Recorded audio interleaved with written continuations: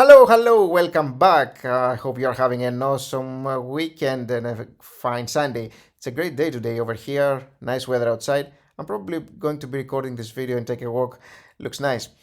So, we're gonna be talking about PinDuoDuo in this video. And for your interest, I just finished recording the video that will let you know how to get access to the tool. It's gonna be released tomorrow, actually, in a few hours, probably about 10 hours or so. I'm gonna be releasing it. It's Monday, pretty much, at least where I am. And so, yeah, I'd love to see you around. And if you're not a subscriber, you may want to subscribe right now because, again, in a few hours, I will let you know how to get access to the tool. And if you're interested, you may want to be around for that. Now, we're going to examine PinDuoDuo. It's obviously a company that a lot of people have been asking for, and a company that has been massively beaten down, 76% from its 1 year high. It's been absolutely a bloodbath here. That's probably around where it was. This is the 1 year. No, that's actually more than a year ago. That's why it's higher. It's the February of 2021. But if we go April, which is like about 1 year ago, it was about 160, 70 something, or 144 is what the tool is telling me here when you compare it to today's date. Okay, so this is going down and down and down along with the Chinese stock market and a lot of Chinese stocks. Yet it may be an interesting opportunity because of that. So let's take a look. The P ratio of the company is sitting at 41.2. It is a little bit elevated. The company used to be unprofitable though. And so right now it's getting better and better. So that's cool to see. And 41 may sound a little bit elevated, and it is.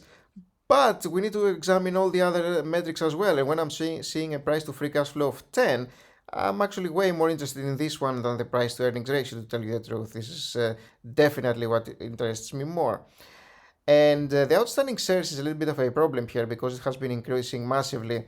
Now, the biggest increase that they had was in 2018 and 2019, that they increased their outstanding shares by quite a lot. Since then, it's probably been a little bit of extra, but not that much.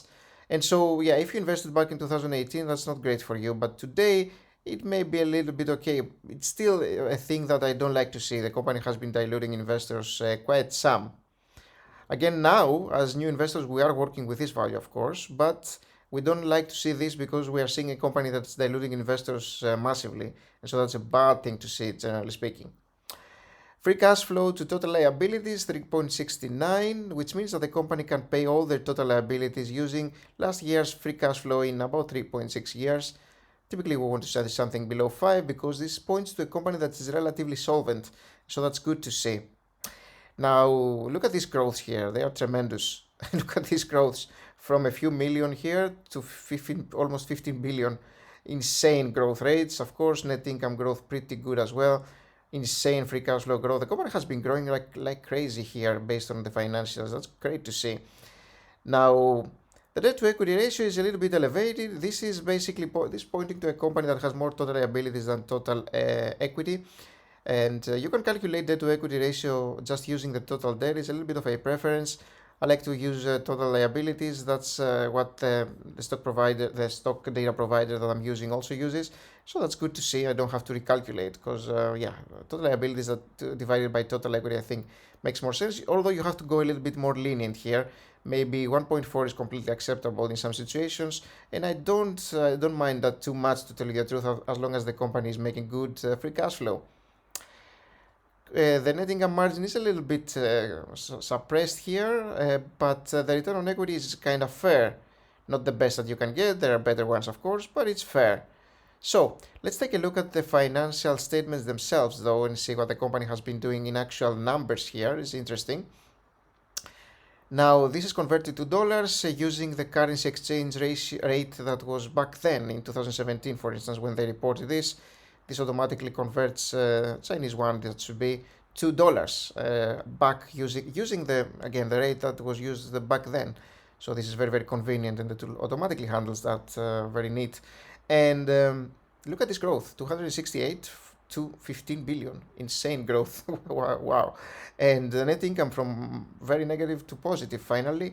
And yeah, the EBITDA of the company is also growing. Pretty good growth from, actually amazing growth from PinDuoDuo over here. You don't see that every day. And in terms of, let's take a look at the assets here. What we expected to see is that, yeah, the total liabilities are a little bit more than the total equity, what we examined a little bit earlier. But the equity in total is about 11 billion a year, about 12 billion. The cash flow statement. Now the cash from operating activities keeps increasing and increasing nicely over here, as you are seeing, very nicely. A little bit less in the last year, but the company won't be having insanely increasing cash flows every year. That's not going to happen, of course. And in terms of their investing activities, they have been investing a little bit, so in the markets, I'm assuming. And financing activities here, a little bit of a selling here going on. Typically, they do used to finance, as you see, in the previous years, but now they are actually repurchasing. No, this is actually paying back some debt for the most part, is what they did. But previous years, they got a little bit of debt, as you'll see. Now, they do have quite an amazing stockpile here, cash pile here. From 400 million, they have reached about 10 over here, is what they have at the end of the period. And the free cash flow growing nicely 1, 2, 4, and 4.5. Pretty great. Awesome stuff to see from PinDuoDuo here. But it's awesome. Is it cheap? Is the question.